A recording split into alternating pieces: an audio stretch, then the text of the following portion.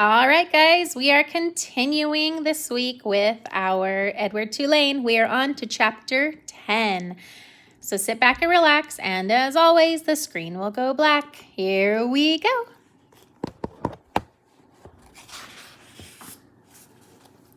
Lolly was a lumpy woman who spoke too loudly and wore too much lipstick. She entered the house and immediately spotted Edward sitting on the living room couch. "What's this?" she said. She put down her suitcase and picked up Edward by one foot. She held him upside down. "That's Susanna," said Nellie. "Susanna?" shouted Lolly. She gave Edward a shake. His dress was up over his head, and he could see nothing. Already he had formed a deep and abiding hatred for Lolly. "Your father found him," said Nellie. "She came up in a net, and she didn't have no clothes on, so I made her some dresses." "Have you gone skivvy?" That means mad or crazy, shouted Lolly. "Rabbits don't need clothes." "Well," said Nellie, her voice shook, "this one seemed to." Lolly tossed Edward back on the couch. He landed face down with his arms over his head and his dress still over his face, and he stayed that way through dinner. "Why have you got that old high chair?" shouted Lolly. "Oh, don't pay it no mind," said Nellie. "Your father was just gluing some on a missing piece, wasn't you, Lawrence?" "That's right," said Lawrence without looking up from his plate. Of course, after dinner, Edward did not go outside and stand beneath the stars to have a smoke with Lawrence. And Nellie, for the first time since Edward had been with her, did not sing him a lullaby. In fact, Edward was ignored and forgotten about until the next morning when Lolly picked him up again and pulled his dress down away from his face and stared him in the eye. "Got the old folks bewitched, don't you?" said Lolly. "I heard the talk in town. They've been treating you like a rabbit child." Edward stared back at Lolly. Her lipstick was bright and bloody red. He felt a cold breeze blow through the room. Was a door open somewhere? "Well, you don't fool me," she said. She gave him a shake. "We'll be taking a trip together, you and me." Holding Edward by the ears, Lolly marched into the kitchen, shoved him face down into the garbage can.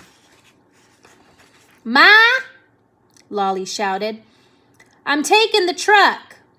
I'm going to head on out and do some errands." "Oh," came Nellie's tremulous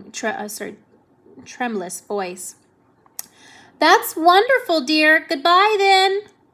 "Goodbye," thought Edward to Lolly, as Lolly hauled the garbage can out to the truck. "Goodbye," Nellie called again, louder this time. Edward felt a sharp pain somewhere deep inside his china chest. For the first time, his heart called out to him. It said two words, "Nellie, Lawrence." And that's chapter 10. We're on to chapter 11. Edward ended up at a dump. He laid on top of orange peels, coffee grounds, rancid bacon, and rubber tires. Rancid means like old and rotted.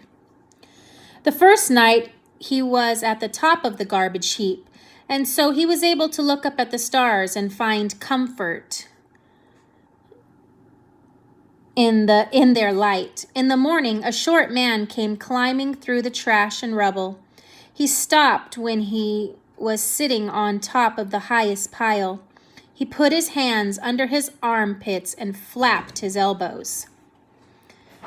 The man crowed loudly. He shouted, Who am I?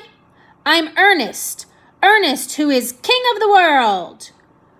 How can I be king of the world? Because I am king of garbages, and garbages is what the world is made of. Ha ha ha! Therefore I am Ernest. Ernest, who is king of the world, he crowed again. Edward inclined to agree with Ernest's assessment of the world being made of garbage, especially after his second day at the dump, when a load of trash was deposited directly on top of him. He lay there, buried alive. He would not see the sky. He could not see the stars. He could see nothing. What kept Edward going, what gave him hope, was thinking of how he would find Lolly and exact his revenge. He would pick her up by the ears. He would bury her under a mountain of trash. But after almost 40 days and nights had passed, the weight and the smell of garbage above and below him clouded Edward's thoughts, and soon he gave up thinking about revenge and gave into despair. It was worse, much worse than being buried at sea. It was worse because Edward was a different rabbit now. He couldn't say how he was different. He just knew he was. He remembered again Pellegrina's story about the princess who had loved nobody. The witch turned her into a warthog because she loved nobody. He understood that now. He heard Pellegrina say, "You disappoint me." "Why?" he asked her. "Why do I disappoint you?" But he knew the answer to that question too.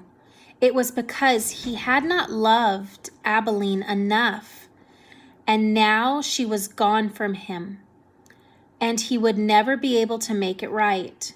And Nellie and Lawrence were gone too. He missed them terribly. He wanted to be with them.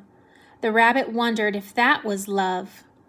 Day after day passed, and Edward was aware of time passing only because every morning he could hear Ernest performing his daily ritual, cackling and crowing about being king of the world.